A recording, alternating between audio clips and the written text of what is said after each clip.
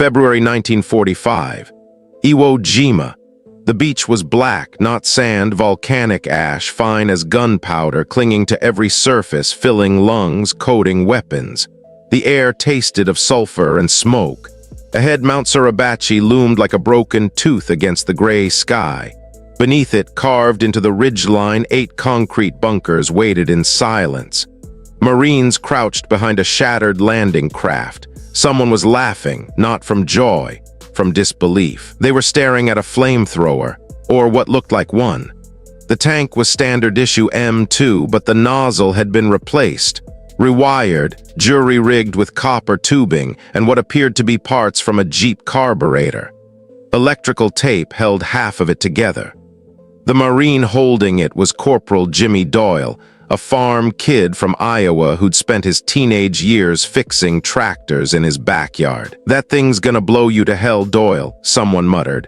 Doyle didn't answer. He checked the fuel gauge, tightened a valve. His hands didn't shake. A lieutenant crouched beside him, binoculars trained on the ridge. 8 bunkers, reinforced concrete, interlocking fields of fire. 3 previous assaults had failed. 70 men down. "You sure about this?" the lieutenant asked. Doyle nodded once. The laughter stopped. By early 1945, the United States Marine Corps had been fighting across the Pacific for 3 years. Island after island, atoll after atoll, and on every beach in every jungle, carved into every ridge, the same nightmare waited: Japanese fortifications. They weren't trenches. They weren't foxholes. They were engineering marvels built to kill. The Japanese had learned from every previous defeat. At Tarawa, their bunkers had been simple log and sand structures that could be overrun. At Peleliu, they evolved.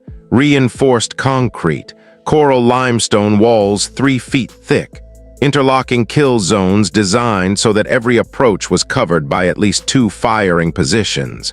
Ventilation shafts hidden in rock faces. Escape tunnels leading to secondary positions. Some bunkers had steel doors. Some were built into caves that ran hundreds of feet into mountainsides. Grenades bounced out. Artillery shells buried them but rarely destroyed them. Small arms fire was useless. Flamethrowers, when they worked, were the only reliable answer. The M1A1 flamethrower had been introduced in 1942. It was a backpack-mounted weapon, 2 fuel tanks filled with a mixture of gasoline and diesel pressurized by nitrogen. A wand with an igniter at the tip. Effective range, about 20 to 25 yards. Duration, roughly 10 seconds of continuous burn. It was brutal. It was effective, but it had problems. The fuel mixture didn't always ignite properly in humid Pacific conditions. The igniter system, an electrical cartridge, frequently misfailed after exposure to salt water or mud. The tanks were heavy, cumbersome, and made the operator a priority target. Worse, the range was short. To use it, you had to get close. Very close. Close enough that if the bunker had a firing slit still active, you were already dead. By 1944, the Marines had developed the M2 flamethrower, a slight improvement. Better ignition system, slightly longer range, but the fundamental problem remained. Bunkers were designed to withstand fire. Literally, Japanese engineers angled ventilation to vent flames upward. Interior walls were sometimes lined with wet sand or clay. Defenders would retreat into deeper chambers, wait for the flames to dissipate, then return to firing positions. At Peleliu in September 1944, flamethrower teams suffered a 92% casualty rate. At Iwo Jima, the Japanese took it further. General Tadamichi Kuribayashi had spent months fortifying the island. He abandoned the doctrine of defending the beaches. Instead, he turned the entire island into a fortress. 11 miles of tunnels, 1,500 bunkers and pillboxes, artillery positions hidden in caves that could only be seen from directly in front, machine gun nests carved into ridges with 6-inch firing slits. The plan was simple: make the Americans bleed for every yard, and it worked. When the Marines landed on February 19, 1945, they faced something unprecedented. The beach offered no cover. The volcanic ash made digging impossible. And ahead, Suribachi and the ridgelines beyond bristled with hidden guns. Flamethrowers became essential, but they weren't enough. Operators were being cut down before they could get into range. Equipment was failing. Fuel was running low.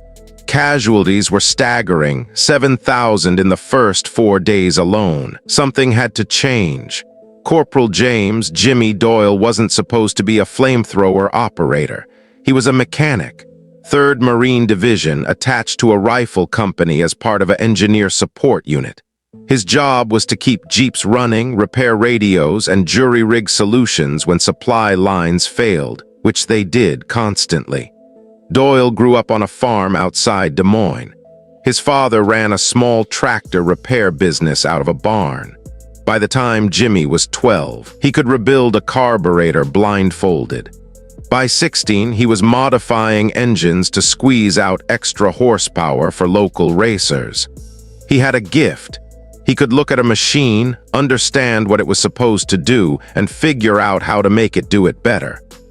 When he enlisted in 1943, the Corps saw mechanic on his file and assigned him accordingly. He landed on Iwo Jima on D+2, February 21st.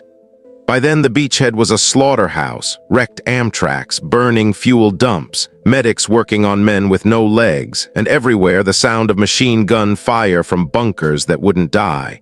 Doyle watched a flamethrower team try to take a pillbox on the second terrace. The operator got within 15 yards. The igniter sparked. Nothing. He tried again. Still nothing. A burst of machine gun fire cut him down. His assistant tried to retrieve the weapon. He went down too. Doyle retrieved it that night. Back in a makeshift repair area, a crater covered with a poncho, he disassembled the igniter system. The problem was obvious: moisture. The electrical cartridge was sealed, but not well enough. Salt water had corroded the contacts. The spark was weak, inconsistent. He needed a better ignition source. He scavenged parts from a destroyed Jeep. A spark plug, copper wiring, a section of fuel line. He bypassed the standard igniter entirely and built a new system, one that used a manual spark mechanism similar to a magneto. It was cruder, but it was waterproof, and it was reliable. Then he went further. The fuel mixture in the M2 was designed for safety as much as lethality, a balance between burn temperature and operator risk. But Doyle had read the manuals. He understood the chemistry. He adjusted the fuel ratio: more gasoline, less diesel, higher volatility, hotter burn, shorter duration but more intense. Then he modified the nozzle. Standard M2 nozzles dispersed fuel in a wide cone, effective for area coverage, but it lost pressure quickly. Doyle narrowed the aperture and added a makeshift choke he fashioned from a Jeep carburetor throat. The result: a tighter stream, higher pressure, longer effective range. He tested it once at night, aimed at a coral outcrop. The flame shot 35 yards. It burned white-hot. It didn't disperse. It lanced forward like a liquid spear. He showed it to his sergeant the next morning. The sergeant stared. "Where the hell did you get this?" "Built it," Doyle said. "From what?" "Jeep parts, fuel line, couple other things." The sergeant looked at the flamethrower, then at Doyle. "This is gonna get you killed." "Maybe," Doyle said, "but it'll work." Word spread. A lieutenant came by, then a captain, then a major from regiment. They asked questions. Doyle explained the modifications, calmly, technically, like he was describing a carburetor swap. "You test this in combat?" the major asked. "No, sir." "You willing to?" Doyle nodded. The major looked at the flamethrower, at the ridiculous tangle of copper wire and electrical tape, at the farm kid from Iowa standing there like he just rebuilt a tractor. "You're insane," the major said, but he didn't say no. On February 23rd, orders came down. A ridge section southeast of Suribachi, 8 fortified bunkers mutually supporting, dug into coral and concrete. Previous assaults had stalled. Casualties were mounting. A platoon was pinned down. They needed those bunkers cleared. Doyle was assigned to the assault team. Some of the Marines laughed when they saw his flamethrower. Others just shook their heads. "That thing looks like you built it in your backyard," one said. Doyle strapped it on. "I did," he said.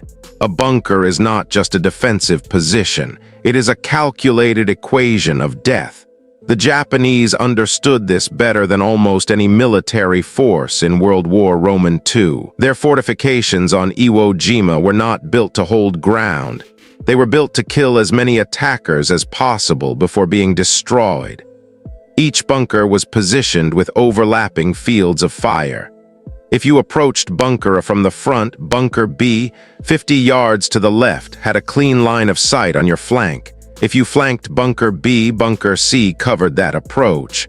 There was no safe angle, no blind spot. The firing slits were small, sometimes only 6 inches wide. From outside, they were nearly invisible against the volcanic rock. From inside, they offered a 180-degree field of view. A defender could see you long before you saw him. The walls were reinforced concrete, often 3 to 4 feet thick, reinforced with steel rebar scavenged from construction projects across the Pacific. Artillery could shake them. Direct hits from naval guns could crack them, but rarely did they collapse. And even when they did, the Japanese had secondary positions, connected tunnels that allowed defenders to retreat, regroup, and reoccupy. Approaching a bunker meant crossing open ground.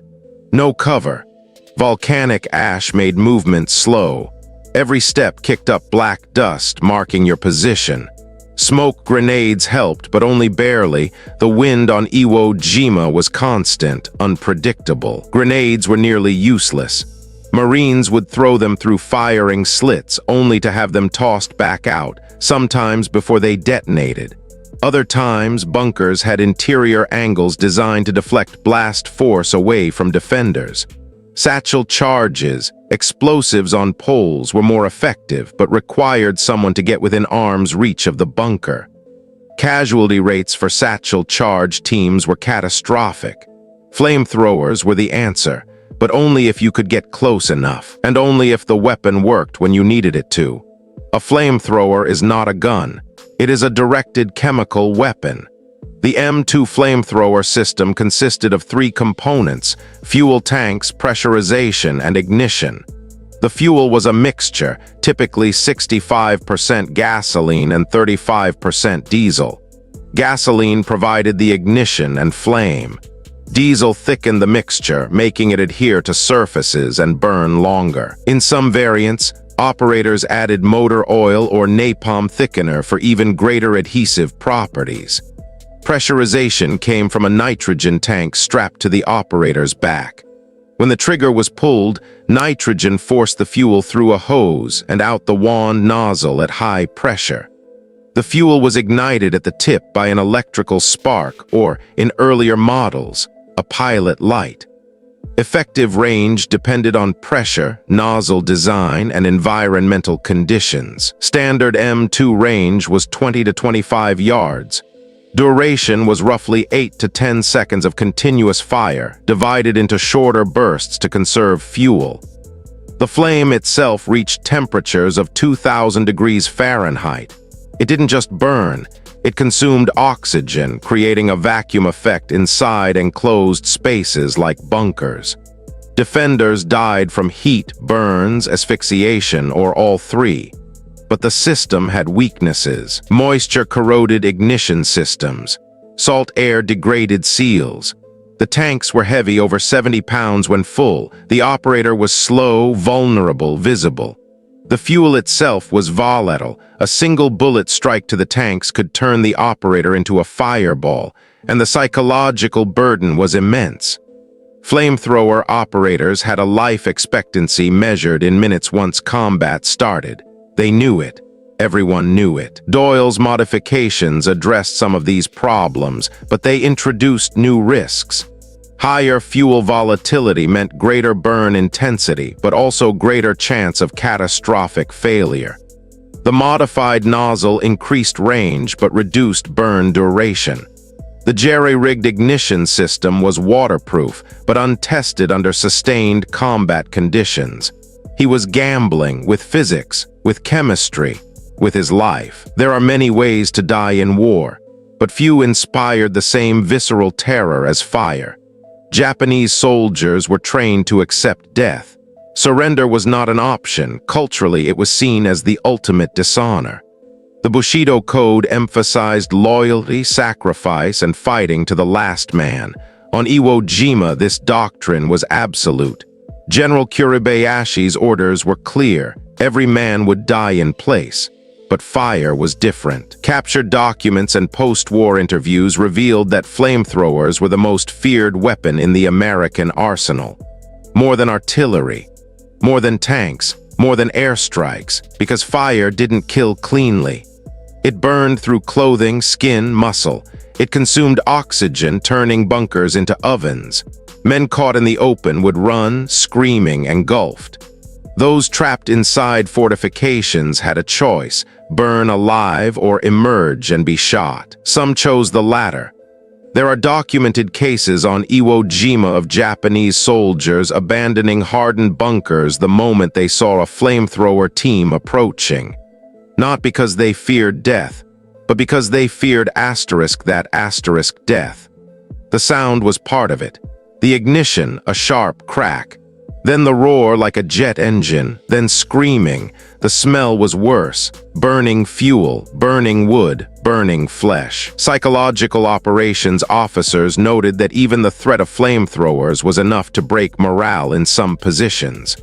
Loudspeaker announcements in Japanese, warning that flamethrower teams were being deployed, sometimes prompted immediate surrenders, rare as they were. But on Iwo Jima, surrender was almost non-existent. The defenders knew what they faced, and they had prepared. Bunkers had ventilation shafts designed to expel flames, wet blankets, interior chambers deep enough that fire couldn't reach, and counter-tactics holding fire until the flamethrower operator was fully exposed, then concentrating all fire on him. It was a brutal calculus. Terror versus training, fire versus fortification. And in 90 seconds on a ridgeline in February 1945, that calculus would be shattered. They called them Zippos. Not officially. That was the nickname Marines gave to flamethrower operators, after the cigarette lighter. It wasn't affection. It was dark humor, the kind born from watching men burn. Being a Zippo meant carrying death on your back. 70 pounds of fuel and pressurized gas. A bright yellow, flammable stencil on the tanks, visible to every enemy rifleman within 200 yards. The enemy knew what you were. They knew what you could do to them, and they killed you first. Statistical studies conducted after the war showed that flamethrower operators in the Pacific had an average combat lifespan of less than 5 minutes once engaged. Some died from enemy fire, some from equipment failure. Some when a stray round punctured their tanks and turned them into human torches.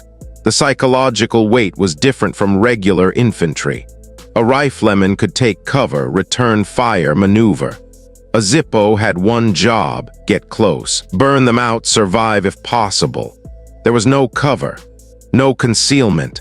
The moment you activated the weapon, every enemy position in range turned its full attention on you. And the act itself, burning human beings alive, left scars that never healed. Post-war interviews with flamethrower operators revealed rates of PTSD, depression, and survivors' guilt far exceeding standard infantry. Many refused to talk about what they'd done.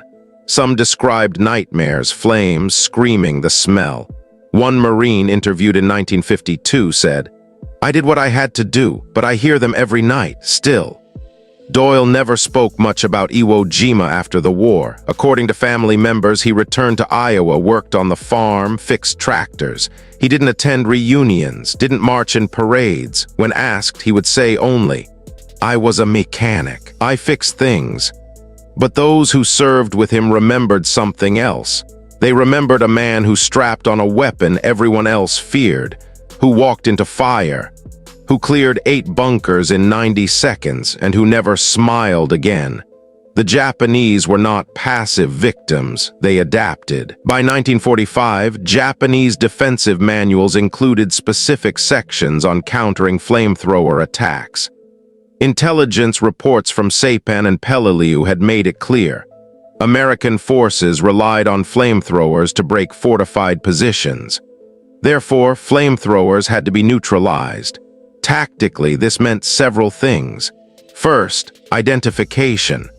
Flamethrower operators were easy to spot: bulky tanks, distinctive silhouette, slow movement. Japanese snipers and machine gunners were trained to prioritize them. Kill the Zippo and the assault stalls. Second, distance. Bunkers were positioned to maximize standoff range. If a flamethrower had to cross 50 yards of open ground to get into effective range, those 50 yards became a killing zone. Interlocking fire from multiple positions ensured that even if one bunker was suppressed, others could engage. Third, environmental design. Ventilation shafts were angled to vent flames upward and outward, away from defenders. Some bunkers had steel doors that could be slammed shut the moment flames appeared. Interior chambers were built with right-angle turns, preventing direct line of sight and direct flame projection. Fourth, counter-weapons. Japanese defenders sometimes kept buckets of sand or water near firing slits. If a flamethrower operator got close, they would throw wet sand into the flame stream, disrupting ignition and fuel flow. In some cases, defenders used their own crude incendiary devices, Molotov cocktails or phosphorus grenades, to target the fuel tanks directly. And fifth, psychological preparation.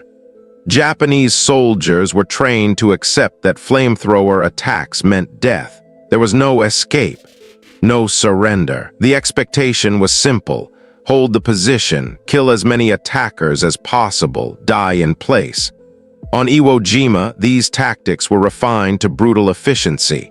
Kuribayashi's bunkers were deeper, better ventilated, more heavily reinforced than anything the Marines had faced before. Firing slits were positioned at angles that made direct flamethrower hits nearly impossible. Some bunkers had multiple chambers connected by tunnels. If one was burned out, defenders could retreat to the next. It should have worked. It had worked for weeks, until a mechanic from Iowa walked onto that ridgeline with a weapon held together by electrical tape and genius. War is ugly, but some weapons are uglier than others. The flamethrower occupies a unique place in the moral landscape of warfare. It is not a bullet which kills quickly. It is not a bomb which kills from a distance. It is fire, intimate, excruciating, absolute. International discussions after World War, I considered banning flamethrowers outright, alongside poison gas. The argument was simple: they caused unnecessary suffering. They violated the principle of proportionality. They were inhumane, but they were never banned. Because in certain situations, bunkers, fortified positions, entrenched defenses, nothing else worked. The U.S. military justified flamethrower use on tactical and humanitarian grounds.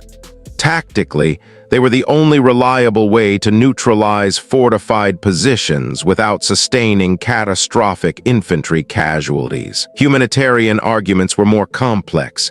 Using flamethrowers to quickly clear bunkers saved lives. American lives, certainly, but arguably Japanese lives too. A prolonged assault with grenades, satchel charges, and rifles could take hours, even days, resulting in far more total casualties on both sides. Fire was brutal, but it was fast. Still, the moral burden fell on the men who used them. Chaplains reported that flamethrower operators sought confession, counsel, and absolution at far higher rates than other infantry. Some questioned whether what they were doing was murder, whether God would forgive them, whether they could forgive themselves. There are no easy answers. Post-war ethicists and historians have debated the morality of flamethrowers for decades. Some argue they were a necessary evil, a weapon that, however horrific, shortened the war and saved lives in aggregate. Others argue that no tactical benefit justifies burning human beings alive. Doyle never weighed in on the debate, but his actions that day, clearing 8 bunkers in 90 seconds, saving his platoon, breaking a stalemate, crystallized the paradox. He was a hero, and he was haunted. Both things were true. February 23, 1945, 1400 hours. The ridge rose 30 feet above the volcanic terrace, a jagged shelf of coral and stone. 8 bunkers, evenly spaced, interlocking fields of fire. Behind them, Marines were pinned, 40 men in shell craters, and behind blown-out Amtraks, unable to advance, unable to retreat. 3 assaults had already failed. Lieutenant Hardin crouched behind a shattered concrete slab, binoculars pressed to his face. He could see the bunkers, or rather he could see where they should be. The firing slits were invisible until they opened. Then muzzle flash, crack of gunfire, another Marine down. He lowered the binoculars and looked at Doyle. The corporal stood 5 yards back, flamethrower strapped to his back. He was checking the pressure gauge, tightening valves. His hands were steady. "You ready?" Hardin asked. Doyle nodded. "You get 1 pass, straight up the center. We'll suppress from the flanks. You miss, we pull back and call in artillery." "I won't miss," Doyle said. Hardin didn't argue. He'd seen the test burn 2 nights before. He'd seen the range, the intensity, but this wasn't a test. This was 8 fortified bunkers with 30, maybe 40 Japanese defenders who knew exactly what was coming. "Covering fire on my mark," Hardin said into the radio. He looked at Doyle one last time. "Don't stop moving." Doyle adjusted the wand, checked the igniter, then he stepped out into the open. The first bunker was 60 yards ahead.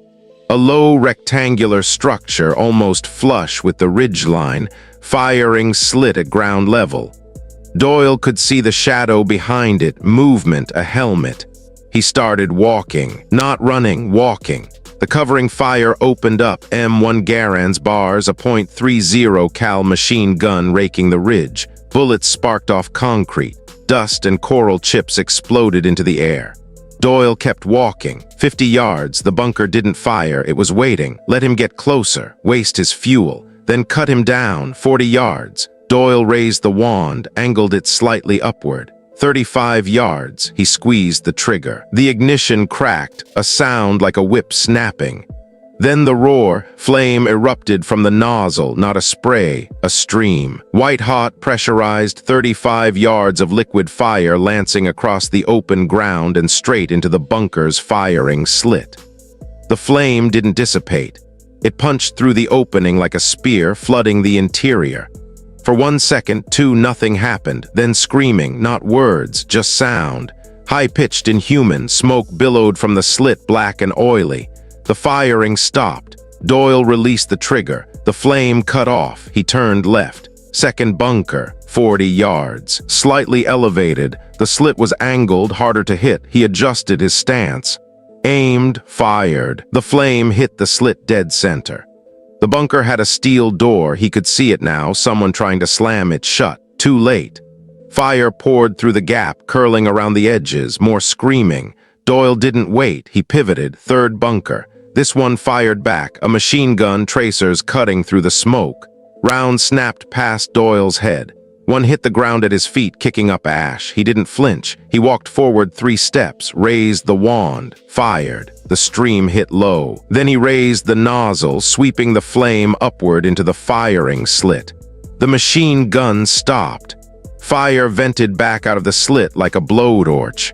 Doyle turned again. Fourth bunker, he was moving faster now, not panicking, methodical. The flamethrower was working. The modifications were holding. The fuel was lasting longer than expected. He fired, white flame, black smoke, screaming, then silence. The Marines watching from cover had stopped shooting. They were staring. Doyle didn't notice. He was already moving toward the 5th bunker. The 5th bunker was different. It was set back, partially recessed into the ridge. The firing slit was smaller, maybe 4 inches wide, and it wasn't firing, it was waiting. Doyle approached from the left, angling for a better shot. The wand was hot now, he could feel the heat through his gloves. The fuel gauge read half, maybe 40 seconds of burn time left. He stopped 25 yards out, raised the wand, fired. The flame shot forward, but the angle was wrong. It hit the concrete above the slit, splashing upward. Some fire curled down into the opening, but not enough. The bunker returned fire, a rifle shot, then another. Doyle felt something tug at his left sleeve. A round had passed through the fabric, missing skin by inches. He adjusted, stepped right, fired again. This time the stream hit perfectly. Fire poured into the slit, flooding the interior. He held the trigger for 3 seconds, 4, 5. The screaming was worse this time, longer, then it stopped. Doyle turned, 6th bunker, 30 yards to the right. This one was firing, not at him, at the Marines in cover. A machine gun raking the terrace. He ran, not a sprint. He couldn't, not with 70 pounds on his back, but a lumbering jog. The fuel tanks bounced against his spine. The wand swung in his hands. 20 yards. The machine gun swiveled toward him. He dropped to one knee, raised the wand, fired. The flame arced through the air. The machine gun fired 3 rounds, 4, then the flame hit. It didn't just enter the slit. It poured in, a continuous jet of fire under pressure. The bunker lit up from the inside. Flames vented from cracks in the concrete. The machine gun went silent. Doyle stood, turned, 2 bunkers left. The fuel gauge read 1/4, maybe 20 seconds. The 7th bunker was close, 15 yards, almost point blank. The slit was wide, exposed. Whoever was inside had seen everything. They were waiting. Doyle didn't hesitate. He walked straight toward it. 10 yards, the bunker fired. A submachine gun, full auto. Round snapped past. One hit his flamethrower tank, a glancing strike, a metallic ping. The tank didn't rupture. The nitrogen held. 5 yards. Doyle raised the wand. 3 yards. He fired. At that range, the flame was a solid bar of white heat. It didn't just enter the bunker. It filled it. Flames erupted from every crack, every seam. The concrete itself seemed to glow. Someone stumbled out of the entrance. A Japanese soldier on fire, arms flailing. He collapsed after 3 steps. Doyle turned away, 1 bunker left. The 8th, it was the largest, set into the ridge at an angle, reinforced with steel beams visible through shattered sections of concrete. The slit was angled upward, a defensive position designed to fire down on attackers below. It wasn't firing now, it was watching. Doyle checked the fuel gauge. Empty. No, not quite. The needle was below the red line, but the tank wasn't dry. Maybe 5 seconds, maybe less. He walked forward. The bunker stayed silent. 20 yards. 15. Doyle could see the slit now. A shadow behind it. Movement. 10 yards. He raised the wand, aimed. The bunker fired, not a rifle, a grenade.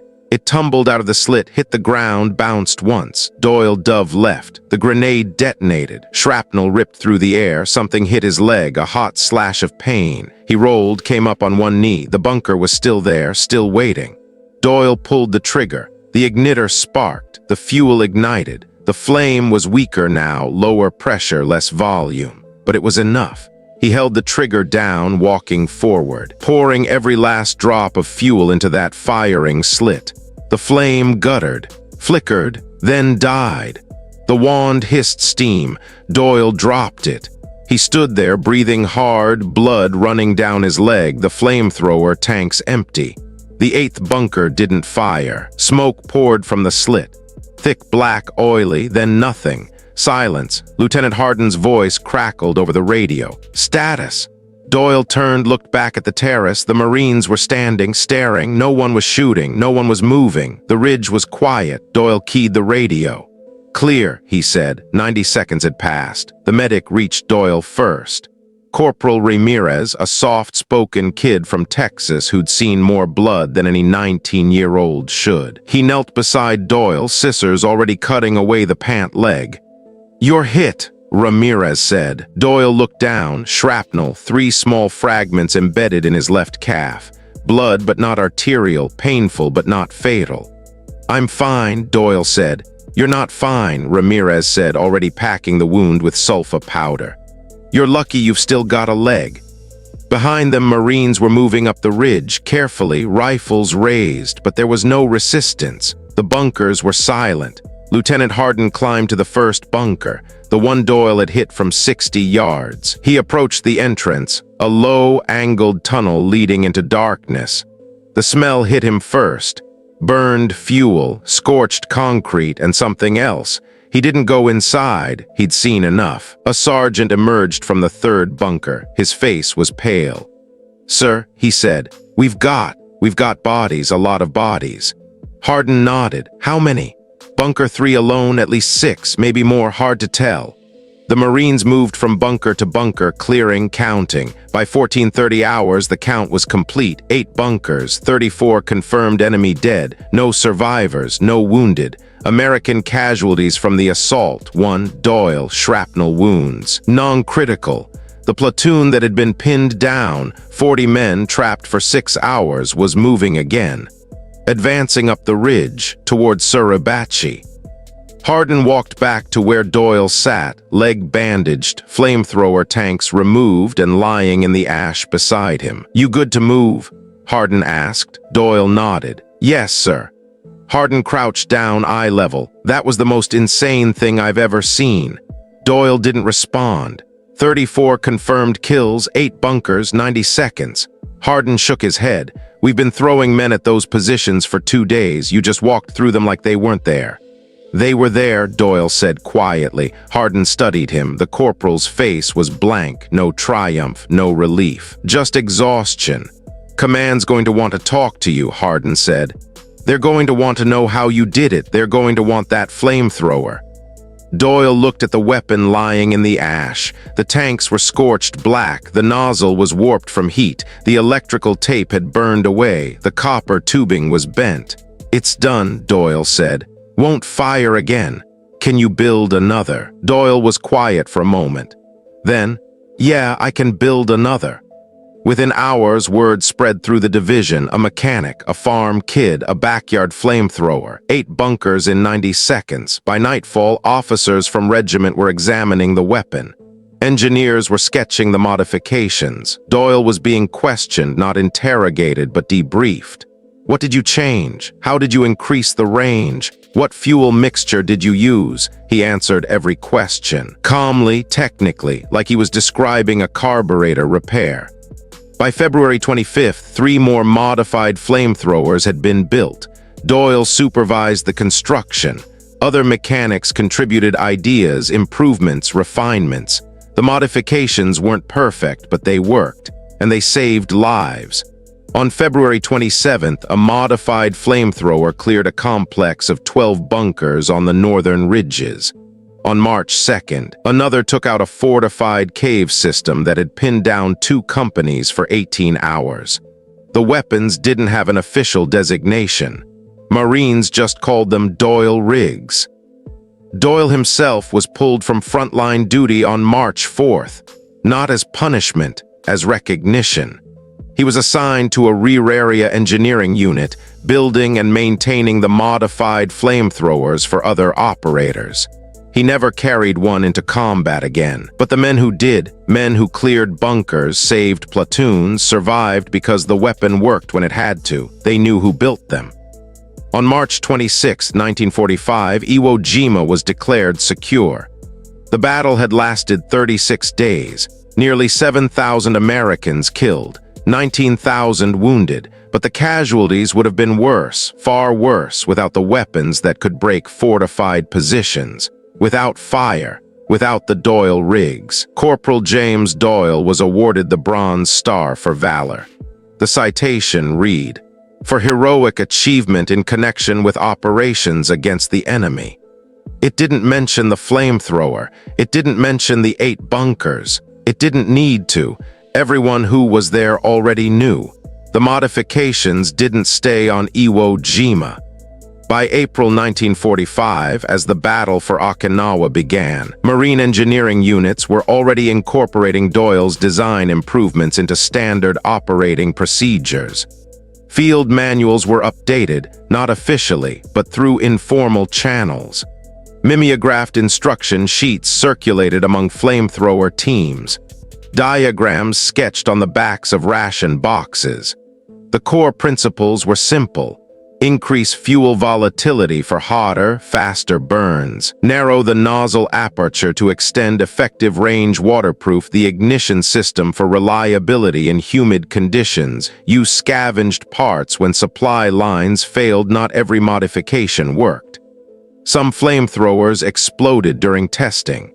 Some operators were killed by their own weapons. But enough worked, enough succeeded, that the tactical calculus shifted. Bunkers were no longer impregnable. Japanese commanders on Okinawa noticed. Intelligence reports from captured documents show explicit references to improved American flame weapons and recommendations to increase standoff distances, deepen bunker construction, and prioritize elimination of flamethrower operators above all other targets. It didn't matter. The Doyle rigs, and the variations that followed, had extended effective range by nearly 50%. What had been a 20-yard weapon was now a 30 to 35-yard weapon. That extra distance meant operators could engage from positions with better cover. It meant suppressing fire could be more effective. It meant fewer operators died before delivering their payload. Statistics from Okinawa support this. Flamethrower operator casualty rates dropped from over 90% on Peleliu to approximately 60% on Okinawa. Still catastrophic, still brutal, but survivable, and the tactical impact was measurable. Cave and bunker complexes that would have taken days to reduce were cleared in hours. Positions that would have required artillery bombardment and frontal assaults were neutralized by small teams with modified flamethrowers. The Japanese adapted, but they couldn't counter it entirely. Fire doesn't care about morale. It doesn't care about fortifications. It doesn't negotiate. After the war, U.S. military analysts studied the Pacific bunker clearing operations extensively. The official reports credited combined arms tactics, infantry, armor, artillery, and air support, for success in reducing fortified positions. But internal memos told a different story.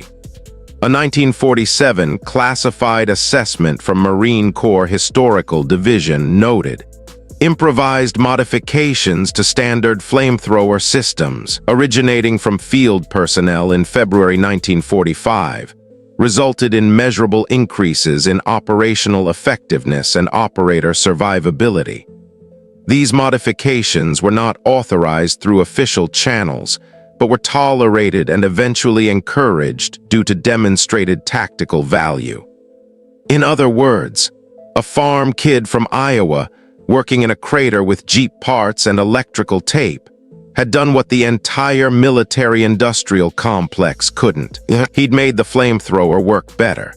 The lessons were absorbed into post-war doctrine. The M2 flamethrower was eventually replaced by the M2 A1-7, which incorporated many of the same principles Doyle had discovered through trial and error. Improved ignition, better nozzle design, higher fuel pressure. The official documents never mentioned Doyle by name, but the men who built the new systems knew. The engineers who refined the designs knew. And on Okinawa, when the last bunker fell and the last cave was cleared, the Marines who walked away alive knew. Someone had figured it out first, in a crater, on Iwo Jima, with nothing but ingenuity and desperation. The ripple extended beyond flamethrowers. Doyle's approach, field modification, improvised solutions, trusting the men on the ground to solve problems that headquarters couldn't, became a quiet undercurrent in Marine Corps culture. It wasn't official. It wasn't doctrine. But it was real. Korea, Vietnam, Iraq, Afghanistan. In every conflict, there were mechanics, engineers, and soldiers who looked at standard issue equipment and thought, asterisk, I can make this better. Asterisk, some failed, some succeeded. But the principle remained. The best weapon is the one that works when you need it to, even if you built it in your backyard. There is a flamethrower in the National Museum of the Marine Corps in Quantico, Virginia. It sits in a glass case on the second floor, part of the World War II Pacific Theater exhibit. The placard reads, M2 Flamethrower Modified, Iwo Jima, 1945. It doesn't mention Doyle's name. The weapon itself is scorched, battered, held together with copper wire and what looks like electrical tape. The nozzle is warped. The tanks are dented. It looks like something a mechanic built in his backyard. Because it was. Visitors walk past it every day. Some stop. Some read the placard, most move on. They don't know the story. They don't know about the ridge, the bunkers, the 90 seconds that saved 40 men. They don't know about the farm kid from Iowa who walked into fire because someone had to. And maybe that's fitting. War is full of moments like that. Moments that hinge on individuals, mechanics, medics, riflemen who do something extraordinary not because they seek glory, but because the alternative is unthinkable. Doyle never sought recognition. He went home to Iowa in 1946, worked on the farm, fixed tractors. He married, had children, lived quietly. He died in 1989, age 64, heart attack. The obituary in the Des Moines Register mentioned his service in World War II in a single sentence. It didn't mention the Bronze Star. It didn't mention Iwo Jima. It didn't mention the 8 bunkers. But at his funeral, 6 Marines attended. Old men now, veterans, they stood in the back, silent in dress blues. They had served with him, or they had carried weapons he built, or they had heard the stories. When the service ended, one of them approached Doyle's son. "Your father saved my life," the Marine said. The son didn't understand. Doyle had never spoken about the war, never mentioned combat, never talked about what he'd done. "He built a flamethrower," the Marine said. "Modified it, made it work when nothing else would. I carried one on Okinawa, cleared a bunker complex, came home because of it." He paused. "Your father was a genius and a hero. I wanted you to know that." The son thanked him, the Marines left, and that was the end of it. War reveals things about people, about ingenuity, about desperation, about what human beings are capable of when survival demands it. James Doyle wasn't a soldier, he was a mechanic. But on a ridgeline on Iwo Jima with nothing but scavenged parts and a clear understanding of physics, he built something that worked. They laughed at his backyard flamethrower, until he cleared 8 bunkers in 90 seconds, until he saved 40 men, until he proved that sometimes the best solutions don't come from laboratories or factories. They come from people who know how to fix things, people who see a problem and refuse to accept that it can't be solved, people who walk into fire. The flamethrower in the museum will never be fired again. The fuel is long gone. The tanks are corroded. It's a relic now, a piece of history behind glass. But the principle remains: ingenuity, courage, the willingness to try something untested because the tested methods have failed. That doesn't belong in a museum. That belongs in the field, in the hands of people who refuse to give up, in the hands of mechanics, in the hands of anyone who looks at the impossible and says, asterisk, I can fix this, asterisk, and then does.